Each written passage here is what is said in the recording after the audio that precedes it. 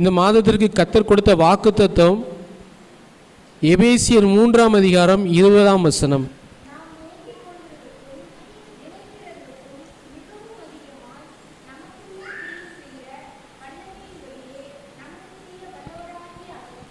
போதும். இந்த வசனத்தில் நம்ம பலமுறை நம்ம படிச்சிருப்போம், பாட்டாக கூட நம்ம பாடியிருக்கோம், அப்படி தானே? நாம் நினைப்பதற்கும் வேண்டுவதற்கும் மிகவும் அதிகமாய் கிரியை செய்கிறவர் நம்ம பாட்டாக பாடியிருக்கிறோம்.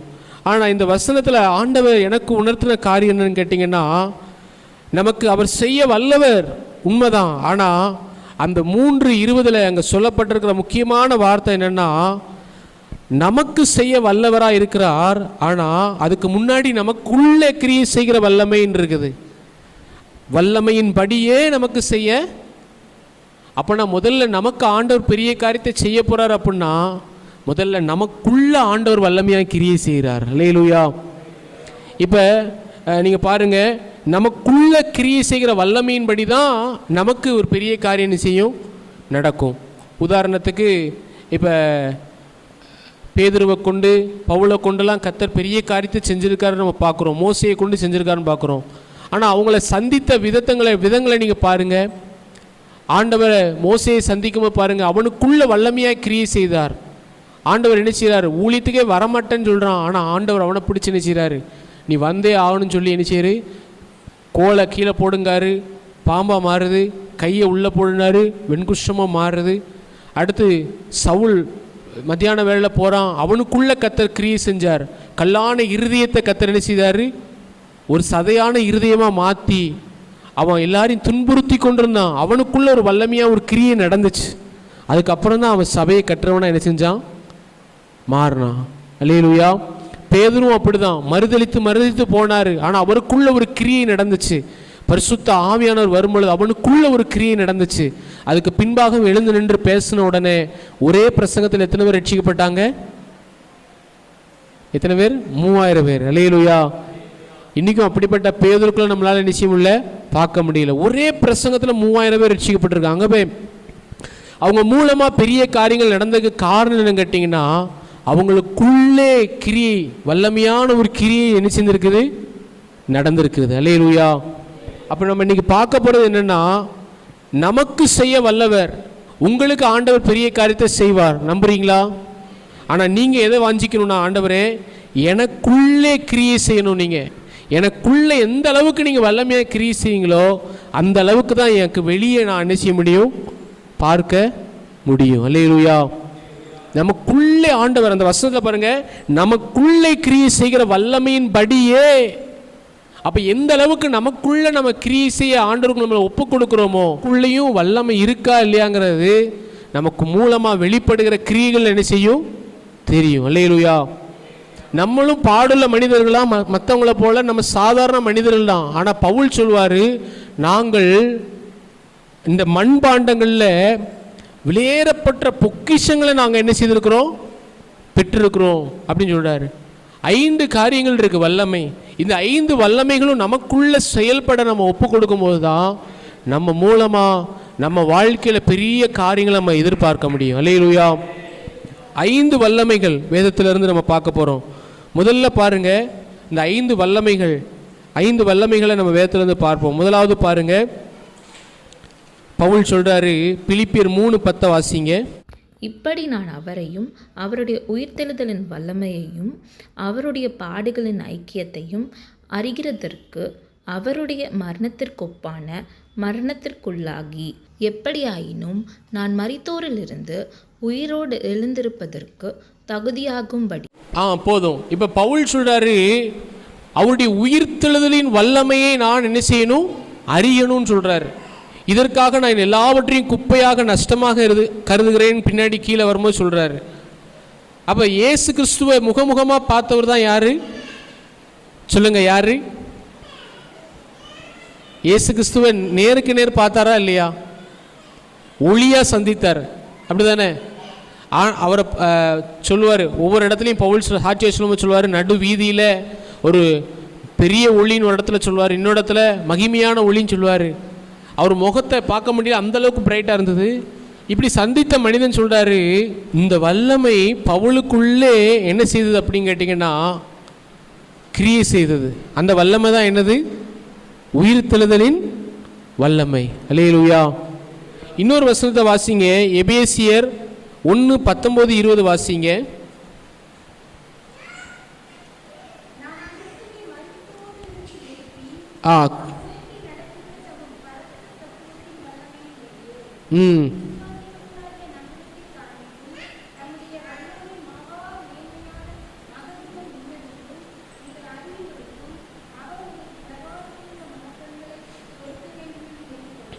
போதும். பவுல் சபைக்காக சொல்லும்போது சொல்றாரு, கிறிஸ்துவை மரித்தோரிலிருந்து எழுப்பினார் பார்த்தீங்களா, அதுதான் உயிர்த்தெழுந்த வல்லமை. இந்த வல்லமையை எல்லாரும் அறிந்து கொள்ளணும்னு நான் என்ன செய்கிறேன்? ஜெபம் பண்ணுறேன்னு சொல்கிறாரு. அப்போ அவரும் ஜெபம் பண்ணுறாரு.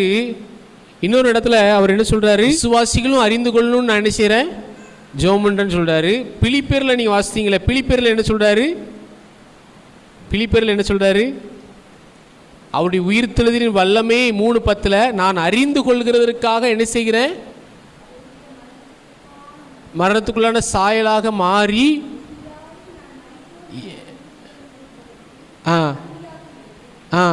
அடுத்த வருஷம் வாசி. அப்போ பவுல் சொல்றாரு, நான் இந்த உயிர்த்தெழுந்த வல்லமையை அறிந்து கொள்றதுக்காக என் லைஃபையே நான் என்ன செஞ்சிருக்கிறேன்? என்ன செஞ்சிருக்கேன்? லைஃபையே என்ன செஞ்சுட்டேன்? சாக்ரிஃபைஸ் பண்ணிட்டேன்னு சொல்கிறாரு. பவுல் பெரிய கோடீஸ்வரன் சொல்கிறாங்க. அவருக்கு அந்த காலத்திலே அவர் பெரிய கோடீஸ்வரனா அவர். ஆனால் எல்லாத்தையும் விட்டுட்டு ஊழியத்துக்காக வந்தார். அப்போ அவர் என்ன சொல்கிறாருன்னா, சுவிசேஷத்தை அறிவிக்கிறதுக்காக மாத்திரம் ஆண்டவர் என்னை தெரிந்து கொள்ளலை, இந்த உயிர்த்தெழுந்த வல்லமையை நான் இன்னும் அறிந்து கொள்ளலை, இன்னும் நான் அறிந்து கொள்ளணும்னு என்ன செய்கிறேன்? வாஞ்சிக்கிறேன்னு சொல்கிறார். அல்லேலூயா. இந்த உயிர்த்தெழுந்த வல்லமை உங்கள் வாழ்க்கைக்குள்ளேயும் வந்திருக்கு. வரலாற்றி நீங்கள் இங்கே வந்திருக்கவே மாட்டீங்க. அல்லேலூயா. ஏன்னா அந்த உயிர்த்தெழுந்த வல்லமை தான் நம்மளை என்ன செஞ்சது தெரியுமா? எபேசியர் 2:5 வாசிங்க. எபேசியர் 2:5 பவுல் எபேசியர் 2:5 அக்கிரமங்களிலும் மரித்தவர்களாய் இருந்த நம்மை கிறிஸ்துவுடனே கூட உயிர்ப்பித்தார். ரட்சிக்கப்பட்டீங்களா? அல்லேலூயா. அப்பனா உங்களுக்குள்ள என்ன நடந்திருக்கு தெரியுமா? அந்த உயிர்த்தெழுந்த வல்லமை செயல்பட்டுருக்கு. ஒரு நாட்களில் நம்ம பாவத்தை தண்ணீரை போல நம்ம பருகி வந்தோம், நம்ம அசுத்தமான காரியங்களை செய்தோம், குடிவெறி களியாட்டம், நம்ம இஷ்டப்படி வாழ்ந்தோம். ஆனால் நீங்களா அதை விடலை. நீங்கள் இருதயத்துக்குள்ளே விடணும்னு விரும்புனீங்க. வல்லமை, உயிர்த்தெழுந்த வல்லமையினால் உங்களை உயிர்ப்பித்தார். அல்லேலூயா.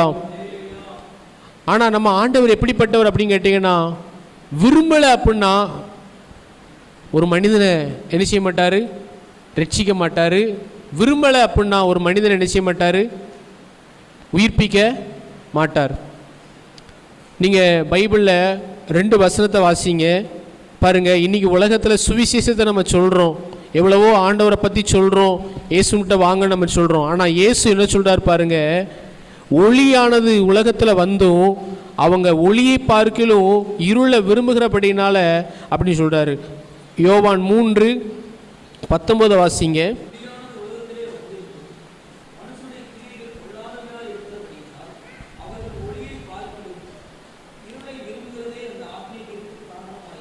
இயேசு சொல்கிறாரு, நான் ஒளியாக வந்துட்டேன், ஆனால் இன்னும் ஏன் ஜனங்கள் இருளில் இருக்கிறாங்கன்னு சொல்கிறாரு.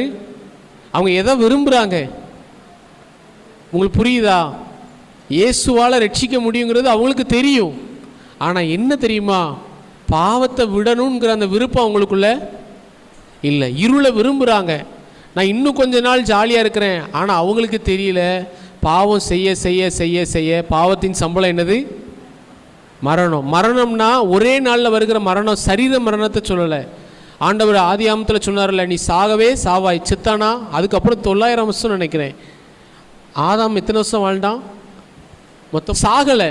ஆனால் என்ன நடந்தது தெரியுமா?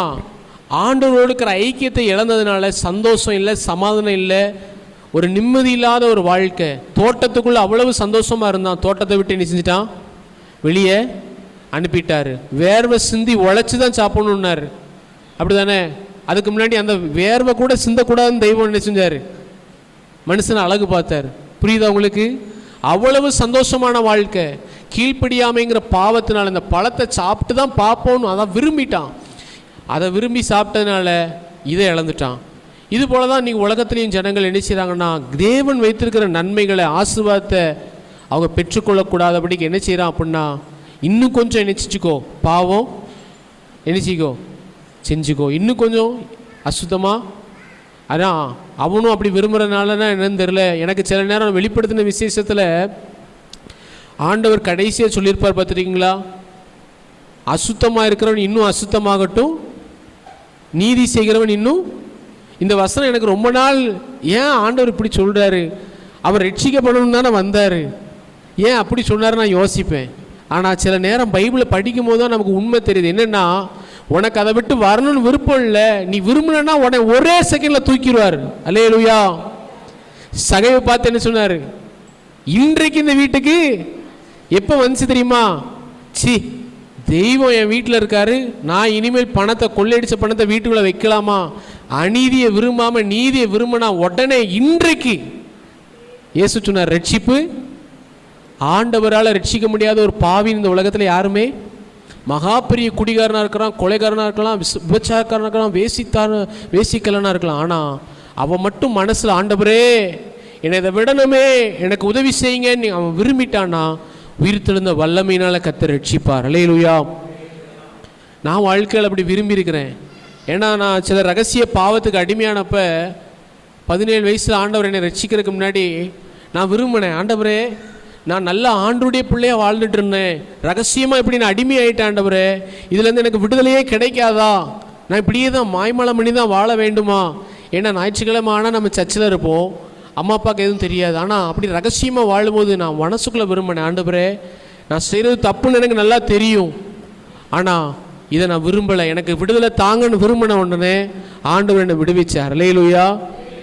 அதுதான் ஆண்டவர் சொல்றார், பாவிகளை ரட்சிக்க கிறிஸ்து வந்தார். அப்போ இந்த உயிர்த்தெழுந்த வல்லமை நம்மளை ரட்சித்தது உண்மைதான். ஆனால் அந்த உயிர்த்தெழுந்த வல்லமையை நாம் இன்னும் அதிகமாக என்ன செய்யணும்னு அறிந்து கொள்ள விரும்பணும். அல்லேலூயா.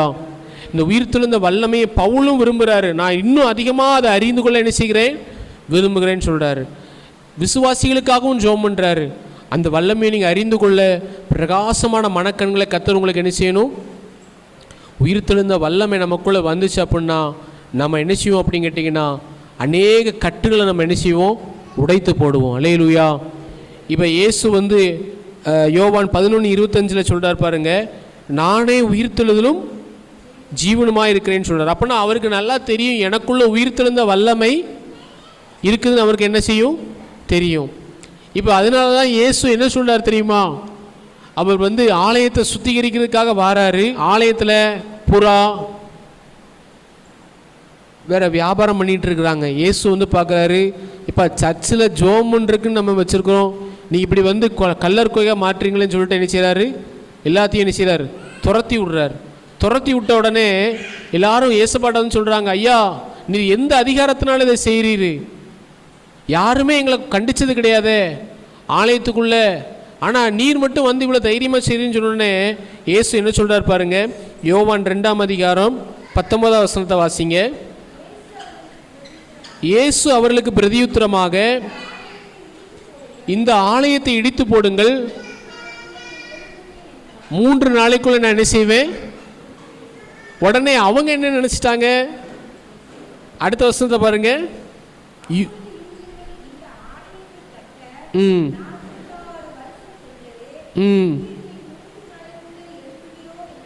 பார்த்தீங்களா, இவங்க நினைச்சாங்க இந்த பில்டிங்கை ஆண்டவர் என்னடா இடிச்சு போட்டு 3 நாளில் கட்டிடுவாங்காரு, அதுக்கு சாத்தியமா? ஆனால் இயேசு எதை சொன்னா தெரியுமா, எனக்குள்ள ஒரு உயிர்த்தெழுந்த வல்லமை இருக்குது, என்னை சிலுவையில் அடித்து கொண்டு பாருங்க.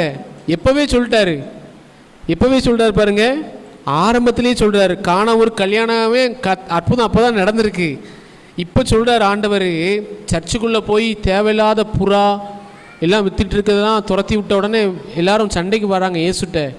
உடனே இயேசு சொல்கிறாரு, இந்த ஆலயத்தை, அவர் எதை சொல்கிறாரு, அவருடைய சரீரத்தை சொல்கிறாரு, என்னை நீங்கள் அடித்து கொலை செய்து பாருங்கள், ஆனால் நான் என்ன செய்வேன், 3 நாளுக்குள்ளே ஏன்னா அவருக்கு நல்லா தெரியும், நானே உயிர்த்தெழுதலும் ஜீவனும். அல்லேலூயா. அவரை ஒருவரால் அழித்து போட முடியாது, அவருக்கு நல்லா தெரியும்.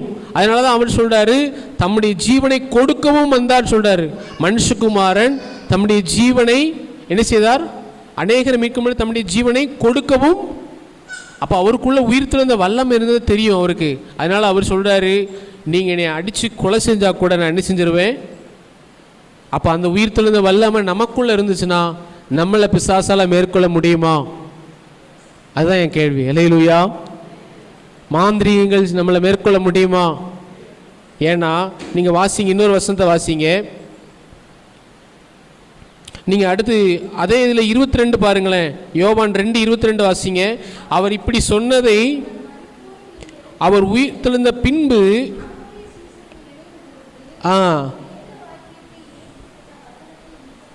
பார்த்தீங்களா, நமக்கும் இதே மாதிரி தான். சில நேரத்தில் இன்னைக்கு கேட்குற பிரசங்கம் இன்னைக்கு புரியாது, எப்போ புரியும்? நம்மளும் சீசர்கள் மாதிரி தானே. சில நேரத்தில் நம்ம என்றைக்கோ கேட்ட பிரசங்கம் சில நேரத்தில் என்ன செய்யும், பல நாள் கழித்து புரியும். எப்படியாவது புரிய வச்சிருவார். அல்லேலூயா. ஏன்னா நல்ல தெய்வம், என்ன பிரயோஜனமானதை நமக்கு போதிக்கிறவர். இப்போ பாருங்க, அவர் சொன்ன மாதிரியே முத்திரையிட்டு கல்லறைக்குள்ளே வச்சுட்டாங்க. அரசாங்க முத்திரை. அந்த காலத்திலேயே ரோம அதிகாரிகள் தான் இருக்கிறதுலே மிகப்பெரிய பவர். பிலாத்து சொல்லிட்டான், உங்கள்கிட்ட சேவர் இருக்காங்க, நீ போய் நினைச்சிக்கோங்க. முத்திரையிட்டு சீல் பண்ணிட்டாங்க, அரசாங்க சீல். கல்லறையை என்ன செஞ்சிட்டாங்க, லாக் பண்ணிட்டாங்க இயேசு உள்ள வச்சு. ஆனால் 3ஆம் நாளில் சீசர்களுக்கே ஒரு கேள்வி, கல்லை யார் நமக்காக புரட்டுவானோன்னு சொல்லி வராங்க. அங்கே வந்து பார்த்தா கல்லையும் காணல அவரையும். ஏன்னா அவர் உயிரோடு இருக்கிறார். அல்லேலூயா. உயிரோடு இருக்கிறவரை நீங்கள் மரித்தோரிடத்தில் தேடுகிறது.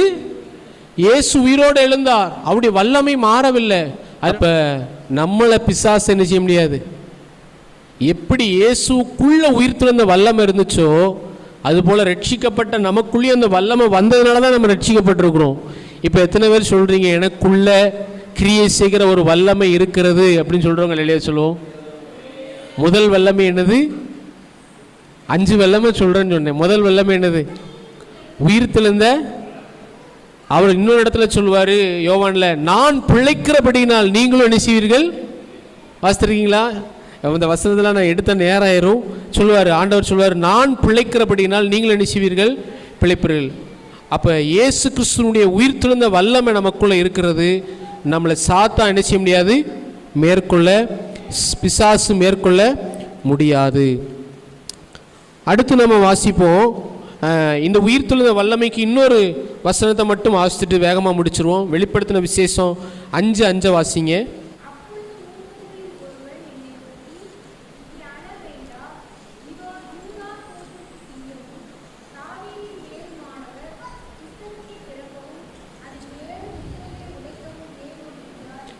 அதன் 7 முத்திரைகளை உடைக்கவும் என்ன செய்திருக்கிறார் பாருங்க. இந்த உயிர்த்தெழுந்த வல்லமை என்ன செய்யும் அப்படின்னு கேட்டிங்கன்னா, உங்கள் வாழ்க்கையில் பிசாசு சில கட்டுகளை வச்சிருப்பான். என்ன உண்மையாக நான் சொல்கிறேன், நிறைய தடைகளை சத்துரு நமக்கு கொண்டு வருவான். உதாரணத்துக்கு நீங்கள் தொழில் செய்யணும்னு நினைப்பீங்க, ஆனால் போக முடியாது.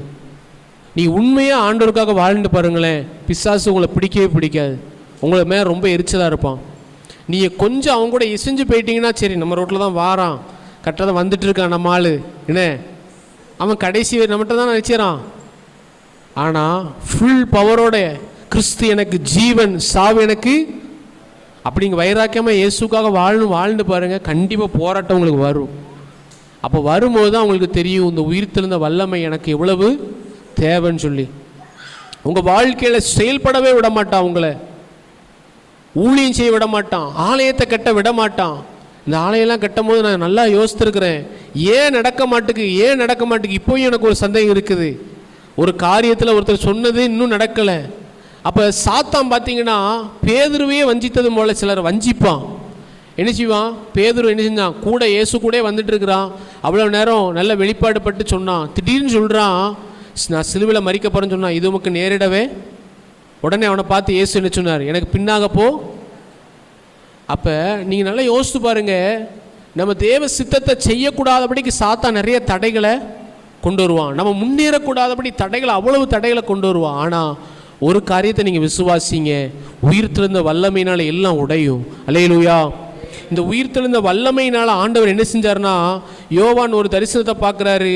அந்த புஸ்தகத்தை வாங்குறதுக்கும் திறக்கிறதுக்கும் முத்திரையை உடைக்கிறதுக்கு யாருமே இல்லைன்னு பார்த்த உடனே அவர் என்ன செய்கிறாரு, 4வது வசனத்தில் என்ன செய்கிறாரு, நான் மிகவும், வெளிப்படுத்தின விசேஷம் 5ஆம் அதிகாரம் 4ஆம் வசனம், அழுகிறாரு. யாரு? யோவான். இந்த உலகத்தில் யாருமே இல்லையா, யாருமே இந்த இந்த சாத்தானுடைய வல்லமையை இதை நம்ம அப்படியே எடுத்துக்கலான்னு, இந்த புஸ்தகத்தை திறக்க முத்திரை உடைக்க யாருமே இல்லையான்னு நினைக்கும் போது அங்கேருந்து ஒரு சத்தம் வருது, மூப்பர்களில் ஒரு சத்தம் வருது, நீ அழ வேண்டாம், யூதா கோத்திரத்தின் சிங்கமும். ஆமென், அல்லேலூயா. யூதா கோத்திரத்தின் சிங்கம் யாரு சொல்லுங்க, பேரை தைரியமா சொல்லுங்க. இயேசு. அல்லேலூயா. அவரே நம்முடைய ராஜா. அல்லேலூயா. அவர் வந்து என்ன செஞ்சாருன்னா, அவர் எப்படி இருக்கிறாரு, அடிக்கப்பட்ட ஆட்டுக்குட்டியின் வண்ணமாக இருக்கிறாருன்னு சொன்ன போல வந்து என்ன செய்கிறாரு, வலது கரத்தில் இருக்கிற புஸ்தகத்தை 7ஆம் வசனத்தை பாருங்க, புஸ்தகத்தை வாங்கினார். 8ஆம் வசனத்தை, அந்த புஸ்தகத்தை அவர் வாங்கின போது அடுத்து பார்த்தீங்கன்னா அவர் அந்த புஸ்தகத்தை உடைப்பார். எப்போ உடைக்கிறாருன்னு பாருங்க, 6:1 பாருங்க, ஆட்டுக்குட்டியானவர் முத்திரையில் ஒன்றை. அப்போ அவரால் உடைக்க முடியாத தடைகள் ஒன்றுமே கிடையாது. அல்லேலூயா. அந்த உயிர்த்தெழுந்த வல்லமையினால் நம்முடைய தடைகளை எல்லாம் ஆண்டவர் என்ன செய்வார், உடைப்பார். உங்களை யாரும் கட்ட முடியாது, உங்களை யாரும் என்ன செய்ய முடியாது, கீழே தள்ள முடியாது. ஏன்னா உள்ளே இருக்கிறவர் யார், இயேசு கிறிஸ்து. அல்லேலூயா. அப்படி உயிர்த்தெழுந்த வல்லமை உங்களுக்குள்ளே இருக்குது. இதை நீங்கள் விசுவாசிங்க, இந்த வல்லமையின்படியே உங்களுக்கு ஒரு பெரிய காரியத்தை செய்வார். 2வது அவருடைய வல்லமையை நம்ம பார்ப்போம். 2வது வேதத்தில் சொல்லப்பட்ட வல்லமை லூக்கா சுவிசேஷம் 5:17 வாசிப்போம். பின்பு ஒரு நாள் அவர் உபதேசித்து கொண்டிருக்கிற போது கலிலேயா யூதேயா நாடுகளில் உள்ள சகல கிராமங்களிலும் எருசலேம் நகரத்திலும் இருந்து வந்த பரிசேயரும் நியாயசாஸ்திரிகளும் உட்கார்ந்திருந்தார்கள். அப்பொழுது பிணியாளிகளை குணமாக்கத்தக்கதாக கர்த்தருடைய வல்லமை விளங்கி. அல்லேலூயா. 2வது இங்கே சொல்லப்பட்டிருக்கிற வல்லமை என்னன்னு பாருங்க, பிணியாளிகளை குணமாக்கத்தக்க கர்த்தருடைய வல்லமை. இந்த வல்லமையும் நமக்குள்ளே இருக்குது. விசுவாசிக்கிறீங்களா? இயேசு கிறிஸ்து உங்களுக்கு எத்தனை வியாதியிலேருந்து சுகம் கொடுத்துருக்கிறார். நிறைய பேர் உங்களுக்கு அனுபவம் இருந்திருக்கும். சில வியாதி வரும்போது நீங்கள் பாருங்கள், நம்ம டாக்டர்கிட்ட போகாமே ஜோம்னி சுகமாக இருக்குது. காரணம் என்ன? கர்த்தருடைய வல்லமை. இப்போ இந்த வல்லமை உங்களுக்குள்ளே இருக்கிறதுனால நீங்கள் என்ன செய்யணும் அப்படின்னு கேட்டிங்கன்னா, வியாதியின் மேலே ஜெயத்தை எடுக்கணும். வியாதியே, பலவீனமே, என்னை மேற்கொள்ள உனக்கு அதிகாரம் இல்லை. அல்லேலூயா. நமக்கு செய்ய வல்லவராகி அவருக்குன்னு இருக்கு. அப்போ நமக்குள்ளே கிரியை செய்கிற வல்லமை உயிர்த்தெழுந்த வல்லமை. 2வது குணமாக்கும் வல்லமை. அல்லேலூயா. அவர் தாமே நமக்கு பாடுகளை ஏற்றுக்கொண்டு துக்கங்களை சுமந்தான்னு சொன்னது போல அந்த பலவீனங்களை ஏற்றுக்கொண்டதுனால அந்த சுகத்தை நமக்குள்ளே வைத்திருக்கிறார். அந்த குணமாக்கும் வல்லமை நமக்குள்ளே இருக்குது. நீங்கள் வேதத்தில் பாருங்கள், அன்றைக்கு பெரும்பாடுள்ள ஸ்திரீ இயேசுவை தொடணும்னு சொல்லி வராங்க. இயேசுவை தொடணும்னு வரும்போது அங்கே ஜனக்கூட்டம் அதிகமாக இருக்குது. ஆனாலும் அந்த அம்மா அதை தாண்டி வந்து தொட்ட உடனே இயேசு என்ன கேட்குறாரு, திரும்பி என்ன கேட்குறாரு, என்னை தொட்டது. ஏன்னா அந்த அம்மா எதை விசுவாசிச்சாங்க, அவருடைய சரீரத்தை தொட்டால், அவருடைய வஸ்திரத்தின் ஓரத்தை தொட்டால் கூட எனக்கு என்ன ஆயிரும், அந்த வல்லமையை அவங்க என்ன செஞ்சாங்க, விசுவாசிச்சாங்க. அதனால சொல்கிறேன், உங்கள் வியாதியெல்லாம் நீக்க அவரால் முடியும். நீங்கள் விசுவாசிங்க, கர்த்தருடைய நாமத்தினால அந்த வியாதிகள் உங்களை விட்டு என்ன செய்யும், நீங்கி போகும். அல்லேலூயா. இதுதான் 2வது வல்லமை, குணமாக்கும் வல்லமை. நம்ம ஒவ்வொரு நாள் ஆண்டவரே உம்முடைய தழும்புகளால் நான் சுகமாகிறேன், உம்முடைய தழும்புகளால் நான் சுகமாகிறேன்னு சொல்லி நீங்கள் விசுவாசிங்க. பலவீனத்தில் உம்முடைய பலன் பூர்ணமாய் விளங்கும் என்று சொல்லி நீங்கள் விசுவாசிங்க, சுகத்தை நீங்கள் பெற்றுக்கொள்வீங்க. அல்லேலூயா. ஆரோக்கியம் மரப்பண்ணி காயங்களை ஆற்றுவேன் என்று சொல்கிறார். ஆகவே ஆண்டவரே உம்முடைய நாமத்தினால் எனக்கு சுகத்தை தருவதற்காக நன்றி என்று சொல்லி நீங்கள் ஆண்டவர்கிட்ட கேளுங்க. கர்த்தர் நிச்சயமாக உங்களை ஆசீர்வதிப்பார். 3வது வல்லமை என்னன்னு சொல்லி பாருங்க.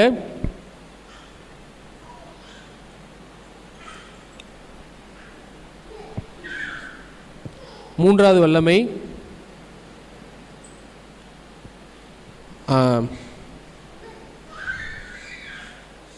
எபிரேயர் 4:12 வாசிப்போம்.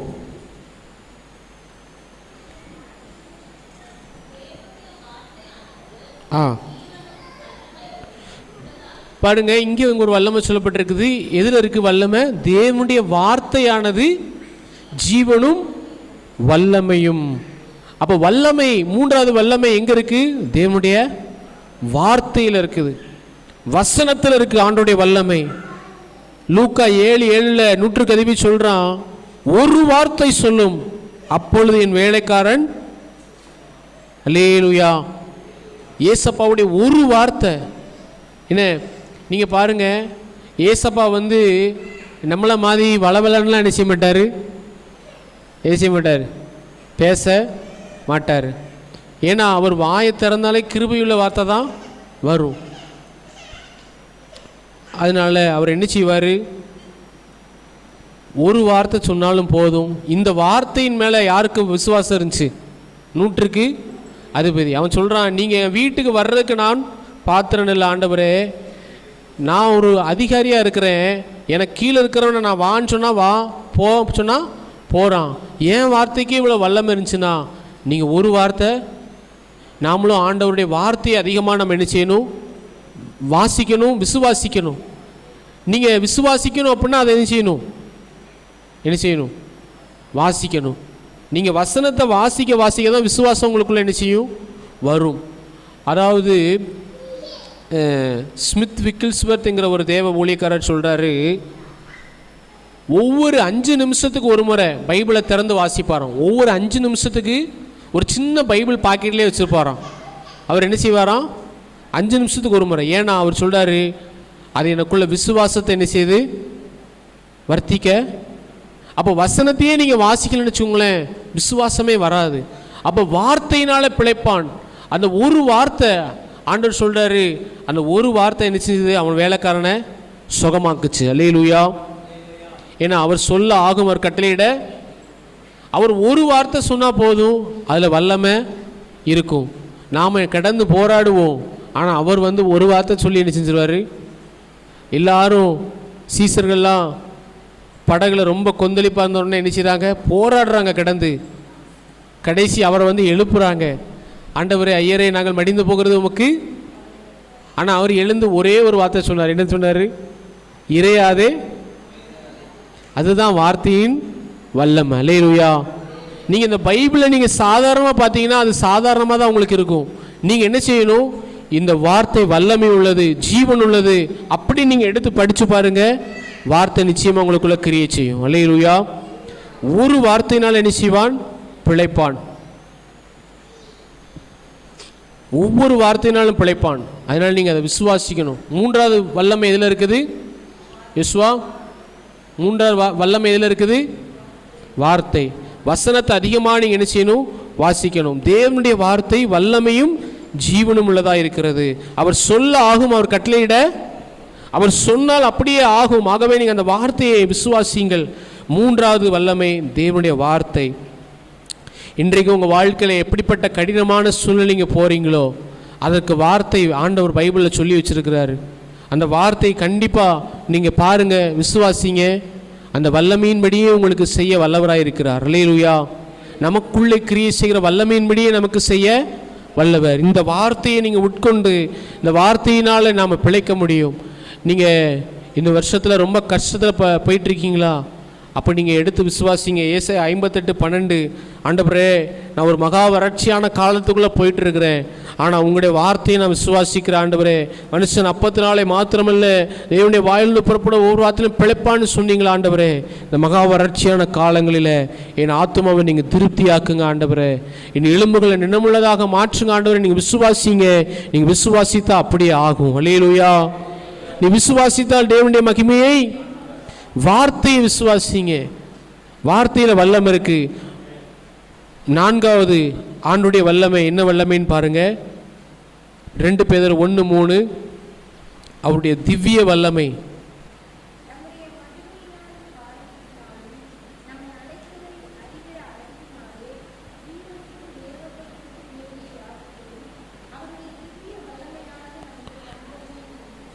போதும்.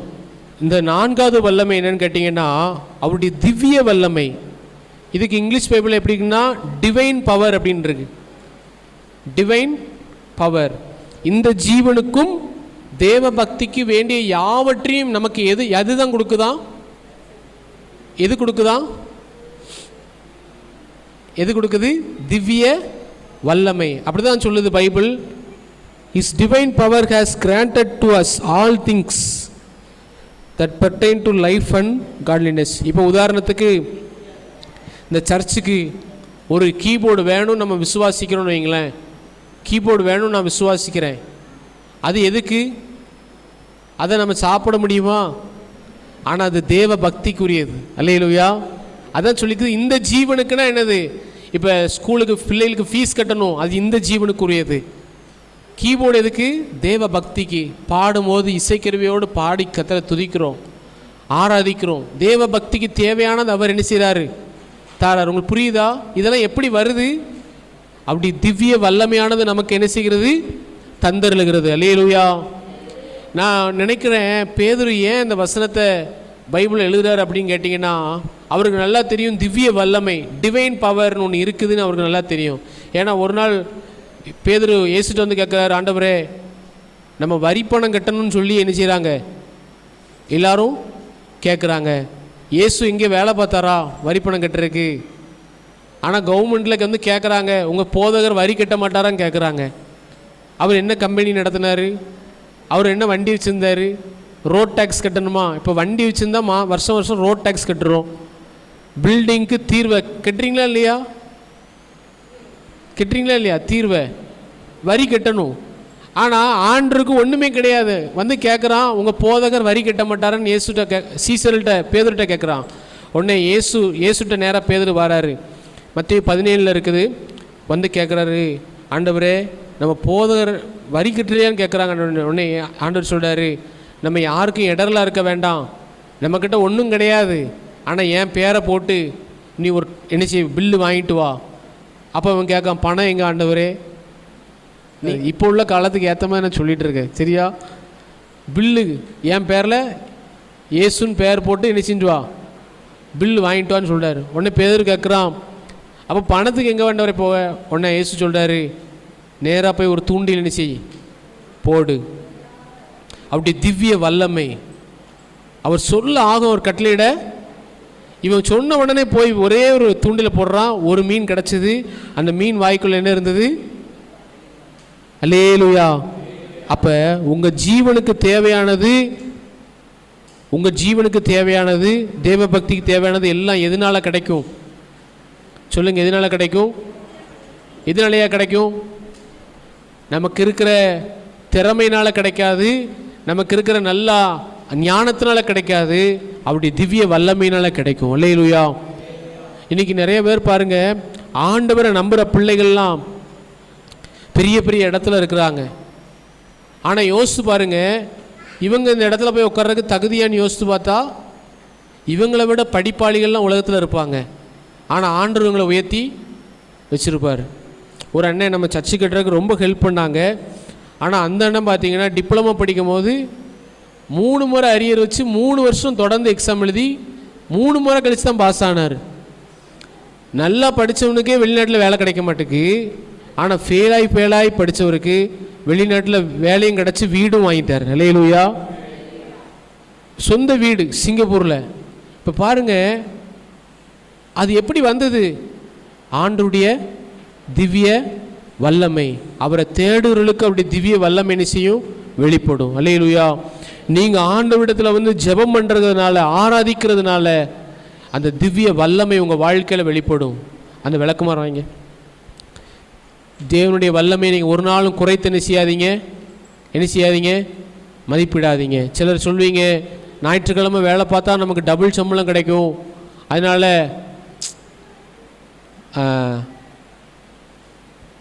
ஜோன்சி அதை வாங்கி வைமா. அப்போ நீங்கள் அப்படி போகும்போது என்னென்னா, அன்னைக்கு டபுள் ஓட்டி கிடைக்கும். ஆனால் ஒரு நெருக்கமான சூழ்நிலை வரும்போது அந்த நேரத்தில் திவ்ய வல்லமை உங்களுக்கு வெளிப்படணும் அப்படின்னா நீங்கள் உண்மையாக அவரை தேடினா தான் அங்கே வெளிப்படும். அல்லேலூயா. நீங்கள் ஆராதனைக்கு வராமல் வேலைக்கு போயிட்டீங்கன்னு வச்சுக்கோங்க, அன்னைக்கு ஏதோ அன்னைக்கு ஒளியே கூலிக்கு வாங்கிடுவீங்க, டபுள் ஓட்டி உங்களுக்கு கிடச்சிரும். உண்மைதான். ஏன்னா உலகத்தில் அப்படி தான் சொல்லியிருக்கிறான், ஞாயிற்றுக்கிழமை வந்தால் டபுள் ஓட்டின்னு கிடச்சிரும். ஆனால் ஒரு கஷ்டம் வரும்போது, ஒரு நெருக்கம் வரும்போது அப்படி திவ்ய வல்லமை உங்கள் வாழ்க்கையில் வெளிப்படாது. ஏன்னா ஆண்டவர் எப்படிப்பட்டவராக இருக்கிறாரு? உண்மையுள்ளவராக இருக்கிறார். என்ன, அவர் நீதி உள்ளவராக இருக்கிறார். நீங்கள் உண்மையாக அவரை தொழுது கொண்டு ஆராய்ச்சி பாருங்கள். பைபிள் சொல்லுறது, இந்த ஜீவனுக்கும் தேவ பக்திக்கு வேண்டிய எல்லாவற்றையும் அவருடைய திவ்ய வல்லமையானது உங்களுக்கு என்ன செய்யும்? தந்தருளும். அல்லேலூயா. அன்றன்றைக்கு தேவைகள் உங்களுக்கு சந்திக்கப்படும். நல்லா பாருங்க, அன்றன்றுள்ள ஆகாரத்தை எங்களுக்கு தாரும் ஜோமன்னு சொல்லி தந்தது யாரு? இன்னைக்கு கையில் காசு இருக்கும், ஆனால் டீ குடிக்க மாட்டான், கஞ்சம் பண்ணிட்டு என்ன செய்வான்? சாப்பிட மாட்டான். அப்படி நீங்கள் ஒரு நாள் இருக்காதீங்க. இன்றைக்கி கையில் காசு இருந்துச்சு, அதுக்கு ஆடம்பரமாக வாழக்கூடாது. இன்றைக்கி சாப்பிட வேண்டியது இன்றைக்கி வாங்கி சாப்பிட்றணும். அல்லேலூயா. நம்ம ஆண்டவரை தேடுறோம், ஆனால் விசுவாசிக்கணும். திவ்ய வல்லமை இருக்குது, உங்களுக்கு அன்னன்னைக்கு தேவைகள் சந்திக்கப்படும். அல்லேலூயா. அன்றன்றைக்கான பாடு அந்தந்த நாளுக்கு போதும். நீங்கள் நாளை குறித்து என்ன செய்யாதீங்க, கவலைப்படாதீங்க. தேவைகள் யாவும் சந்திக்கப்படும். அல்லேலூயா. இதை நீங்கள் விசுவாசித்து பாருங்கள். இந்த திவ்ய வல்லமையை நீங்கள் விசுவாசிக்கிறதுனால இந்த வல்லமையின்படியே உங்களுக்கு செய்ய வல்லவராக இருக்கிறார். கடைசியாக ஒரே ஒரு வல்லமையை நம்ம பார்த்து முடிப்போம். முக்கியமான வல்லமை. இந்த வல்லமையை நம்ம எல்லாரும் கண்டிப்பாக ஆண்டவர்கிட்ட கேட்கணும். ரோமர் 15:13 வாசிப்போம்.